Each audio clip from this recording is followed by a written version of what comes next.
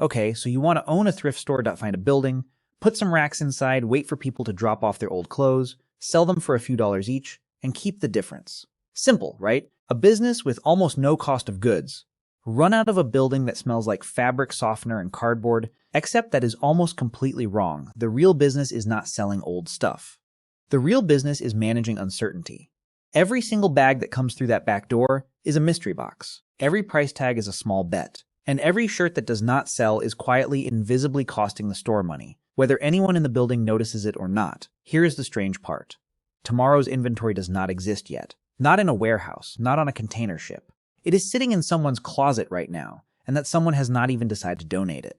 A normal retailer can call a supplier and order more inventory. A thrift store cannot. It has to wait for humans to clean out their garages. So how does anyone build a business around something this unpredictable? Let's walk through it. Start with the money. A single donated designer jacket can generate more profit than selling dozens of ordinary t-shirts combined.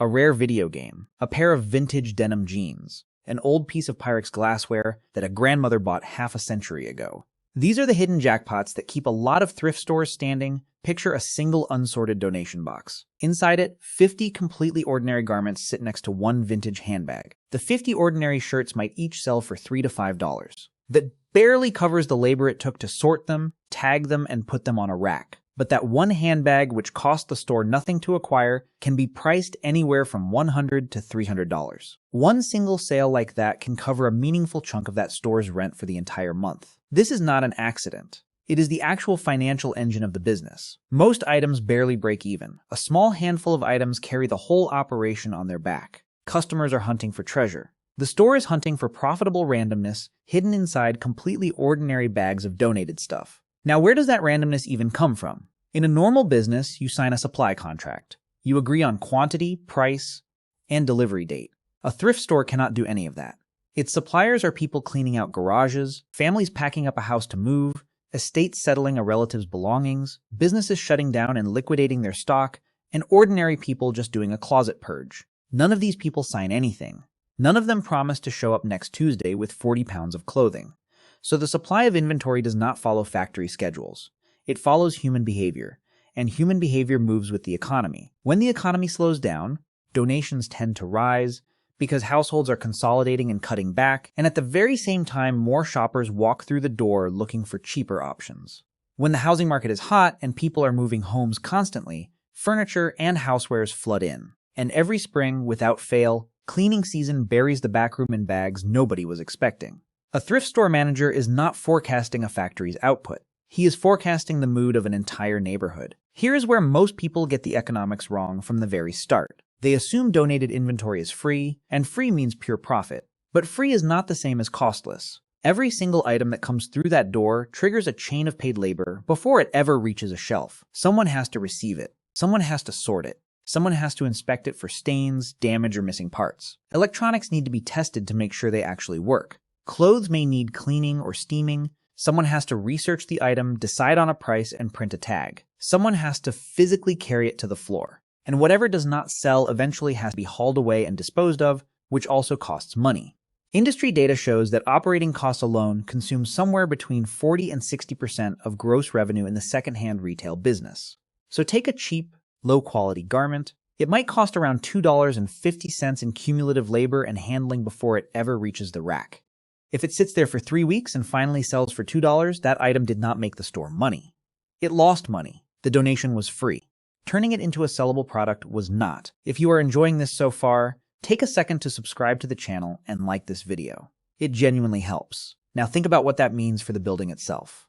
Customers only ever see the sales floor, the neat racks, the little price tags. What they never see is the hidden factory running behind that curtain. A donation drops into a receiving bay. It gets dumped into a sorting hopper.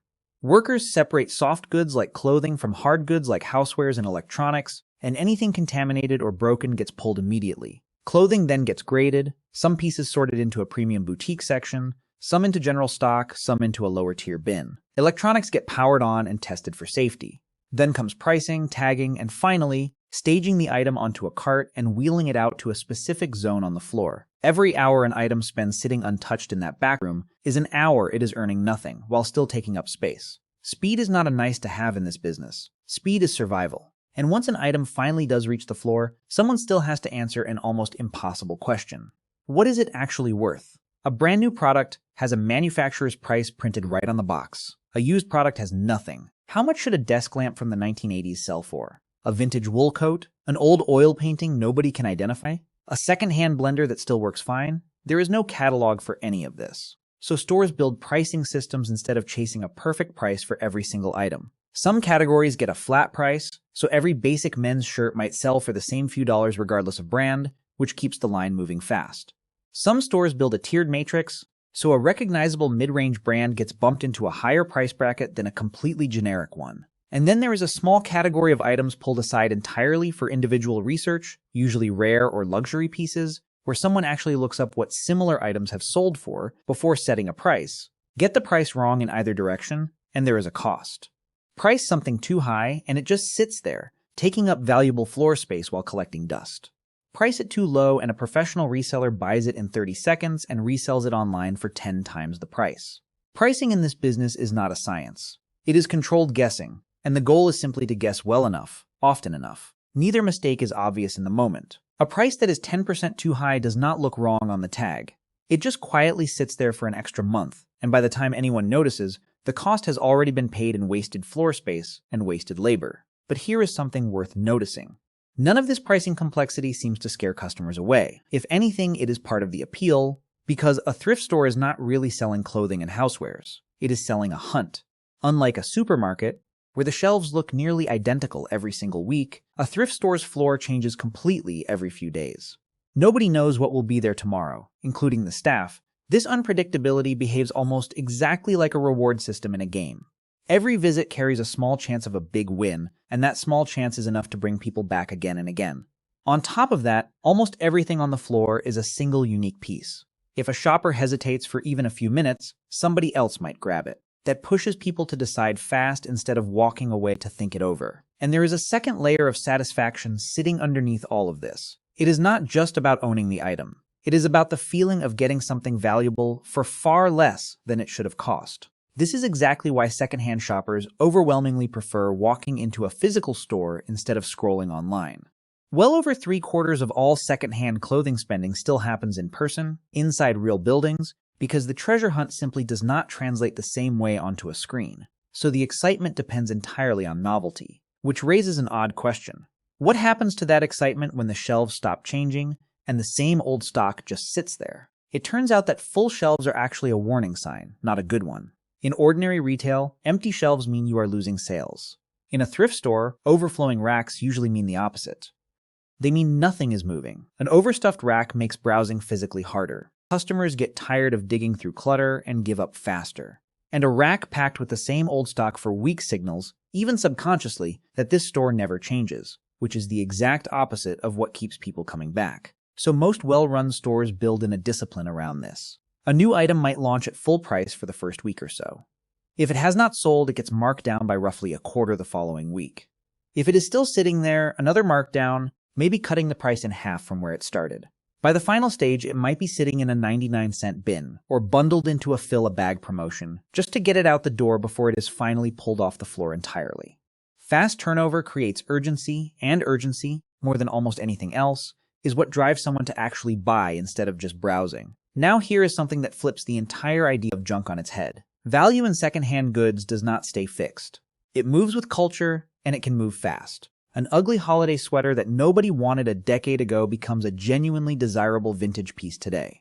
Furniture styles that looked outdated a generation ago are suddenly back in demand for modern homes. Old cassette players, once destined for the trash, are now sought after by collectors. The physical object has not changed at all, not one bit. Its economic value has changed completely, seemingly overnight, but there is a serious complication hiding underneath this trend, and it is reshaping the entire industry. Over the last couple of decades, ultra-cheap fast fashion brands have flooded closets everywhere, with clothing built to last only a handful of wears. Older garments made from decades ago were typically built with heavy natural fabrics like cotton and wool, with sturdy stitching meant to survive years of use. Modern fast fashion pieces are mostly synthetic blends with light stitching, designed to follow a trend for a season and then fall apart. In some regions, as much as 75% of incoming clothing donations are now considered unsellable on the retail floor purely because of this quality collapse. That forces stores to route a massive share of what comes through the door straight to textile salvage, never even touching a hanger. So who is the person actually catching the difference between a piece of junk and a hidden treasure before it lands in the wrong pile? It is not a machine, it is the staff. In a factory, workers physically transform raw material into a finished product. In a thrift store, workers do not really transform the physical object at all. What they create is information. A sorter looking at a jacket is not just checking if it is clean. They are recognizing a brand, spotting real stitching versus a counterfeit, identifying a designer label buried under a plain-looking exterior, or catching that a piece of glassware is actually a valuable vintage collectible. That single judgment call is the difference between an item selling for $4 or $150. An experienced, well-trained sorter can generate thousands of dollars in extra value simply by catching things an untrained employee would miss completely. Which means, somewhat counterintuitively, that training and retaining good staff is one of the highest return investments a thrift store can make. High employee turnover does the opposite. It leads to expensive designer pieces getting priced like garbage, or worthless items getting overpriced and clogging up the floor for weeks. But even the best trained staff can be overwhelmed. What happens when donations arrive faster than any team of people can possibly sort them? In normal retail, more inventory arriving is a sign of a healthy, growing business. In a thrift store, an uncontrolled flood of donations can actually break the operation. When donation volume outpaces processing capacity, the backroom becomes congested almost overnight. Workers end up spending their time just moving unsorted pallets out of the way instead of actually sorting anything, which drags productivity down even further. Storage costs climb because stores may need to rent extra off-site space just to hold the backlog. And in the most extreme cases, stores actually have to refuse donations or temporarily close their drop-off bins, which sounds absurd for a business built on free inventory. But it happens more often than people assume. This is why clearance sales are not a sign that a store is struggling.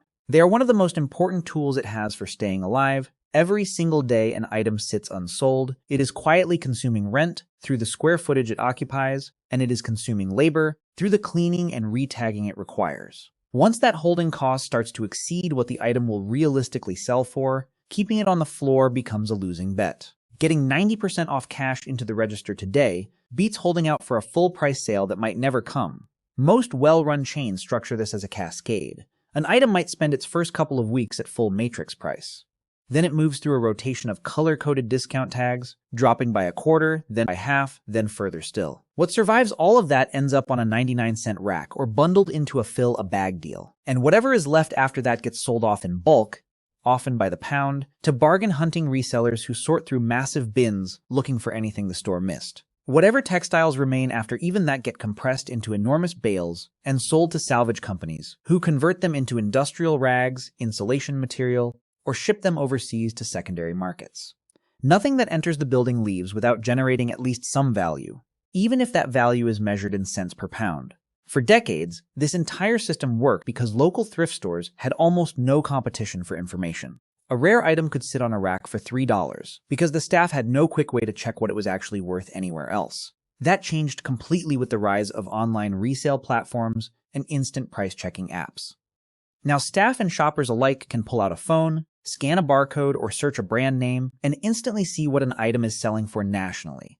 The scale of this shift has been enormous. The global secondhand market is now valued at roughly $289 billion, and it is projected to climb to around $393 billion within the next several years. In the United States alone, the secondhand market sits at about $30 billion today, and it is expected to more than double to nearly $79 billion by the end of the decade, with online resale alone projected to roughly double as well. This cuts both ways for a physical thrift store. On one hand, well-run operations now screen incoming donations more carefully, pulling aside genuinely valuable pieces to sell online at full national market value instead of a bargain local price. On the other hand, shoppers walking the aisles are far less likely to stumble onto an accidental steal because pricing mistakes get corrected almost instantly by a quick phone search. And there is a deeper structural shift happening too. Consumers increasingly sell their best pre-owned items directly online themselves, which means the average quality of what actually reaches a physical donation bin has been quietly declining. So in a world where the best inventory increasingly bypasses the store entirely, what keeps donations flowing in at all? A large part of the answer is trust, specifically charitable trust. Thrift stores generally fall into one of two ownership models, and the difference between them matters more than most shoppers realize. Nonprofit operators hold formal tax-exempt status, which means every donation is technically tax-deductible for the donor. That single incentive keeps a steady stream of free inventory flowing through the door. And because shoppers believe their money is funding a good cause, whether job training programs, shelters, or community services, they are noticeably more willing to accept a slightly higher price tag than they would at a purely commercial store. For-profit operators run a different playbook entirely. Rather than collecting donations directly from the public, many of them sign bulk purchasing agreements with local nonprofit partners, paying them a small set rate per pound of donated goods collected, often just a few cents per pound. This gives the nonprofit partner steady, predictable income, while giving the commercial store guaranteed volume without relying on walk-in donations at all. Over a 5-year period, the largest commercial thrift chain in North America has paid its nonprofit partners somewhere in the range of $490 to $530 million through this exact arrangement. Either way, reputation is not just a marketing asset. It is a direct input into the supply chain. Now here is a question worth pausing on. Most people assume the biggest threat to a thrift store is shoplifting. It is not. The far bigger danger is slow-moving inventory. Every single day an item sits unsold. It is consuming square footage that has a real daily rental cost, plus ongoing labor for retagging, refolding, and cleaning. Multiply that quiet daily drain across an entire backroom and sales floor packed with slow movers, and it becomes clear that the biggest leak in this business is not someone walking out the door with a stolen item. It is hundreds of items just sitting there, doing absolutely nothing, for months at a time. Time itself is one of the most expensive costs in this entire business, and it is almost completely invisible on a basic sales report. Think about it this way. A shirt sitting on a hanger does not look like it is costing anyone anything. It is not broken. Nobody is stealing it. It just sits there, quietly taking up a few inches of a rack that could otherwise be holding something fresh, something a customer has not already walked past a dozen times. Multiply that by hundreds of items sitting in that same state across the sales floor and the back room, and the losses stack up in a way that never shows up as a single dramatic event. There is no alarm that goes off. There is no security tape to review. It is simply money leaking out of the business, one unsold item and one wasted week at a time. Well-run stores track this constantly, measuring how many units a worker can process in an hour and watching how long items sit before they sell, because those two numbers quietly predict profitability far better than the sales total on any single day. So let's actually run the math, the way an owner would have to. Picture a modest, single-location thrift store. A realistic monthly revenue figure for a store of this size lands somewhere between $10,000 and $30,000, depending on foot traffic, location, and how fast inventory turns over. Let's take a reasonably healthy month and say this store brings in $20,000 in sales. Now subtract the costs we already walked through. Rent and utilities for the space, wages for the sorting, tagging, and floor staff, cleaning supplies, tagging materials, and disposal fees for anything that never sells. Industry figures put total operating costs at somewhere between 40 and 60% of revenue. Taking the lower end of that range, 40% of $20,000 is $8,000 in operating costs. That leaves $12,000 before accounting for everything else that can go wrong, which on paper works out to a net margin somewhere close to the 15 to 20% range that well-run stores in this industry tend to target. That is the optimistic scenario. Steady donations, efficient sorting, a healthy mix of ordinary items and the occasional high-value jackpot piece, and inventory that turns over inside 3 to 4 weeks instead of gathering dust. Now here is the realistic scenario, because this is where most new owners get surprised. Suppose donation quality drops for a stretch, which happens constantly given how much of today's clothing is cheap, fast fashion. If close to half of what arrives is unsellable, disposal costs climb, and sorting labor gets spent processing items that will never make it to a shelf. At the same time, say inventory turnover slows down, so instead of clearing in 3 to 4 weeks, items are lingering for 8 to 10 weeks. That means more square footage tied up in stock that generates zero revenue, more retagging labor, and fewer of those high-margin jackpot items appearing on the floor because supply quality has slipped. Under these conditions, that same 40% operating cost figure can easily climb toward the 60% mark, or higher once you add rushed clearance markdowns needed just to clear the backlog. $20,000 in revenue, with 60% in costs, leaves only $8,000, and that is before factoring in a slower month where revenue itself might slip to $15,000 instead of $20,000. Run that math and net profit can shrink to somewhere close to $3,000 or $4,000, barely enough to justify keeping the doors open once every other obligation is paid. The difference between a good month and a bad month in this business is not a small gap. It can be the difference between $12,000 in profit and a number close to zero, and the entire swing usually comes down to two things completely outside the owner's direct control: how good the incoming donations happen to be, and how fast the store can move them out the door. Before we get to the final piece of this, quickly, if you want a deeper breakdown of how small businesses like this one are actually structured financially, there is a detailed written guide covering exactly this kind of thing, linked in the description and pinned in the first comment. Worth a look if this topic interests you.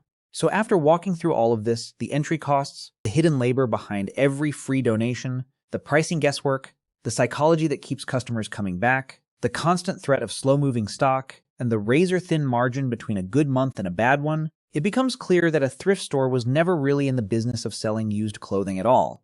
What it actually sells is discovery, the small thrill of finding something unexpected. It sells sustainability, giving people an easy way to keep usable things out of a landfill. It sells affordability, putting basic goods within reach of families on a tight budget. It sells nostalgia, keeping old styles and old objects alive for the people who still want them. And it sells the simple hope that today might be the day something valuable is sitting on that rack, priced like it is worthless. Every donated object that walks through that door is not the end of its story. It is the start of another one. Nothing inside that building is manufactured, and yet enormous value gets created there, day after day, out of things that everyone else had already decided were worthless. A thrift store does not really recycle old products. It recycles value itself, over and over again, out of the exact same pile of stuff other people were ready to throw away. And that is really the whole lesson here. The most valuable thing inside a thrift store was never the merchandise on the racks. It was always the ability to look at a pile of clutter and see value where everyone else had already stopped looking. If this kind of breakdown is useful to you, do not forget to like this video and subscribe to the channel if you have not already. Thanks so much for watching.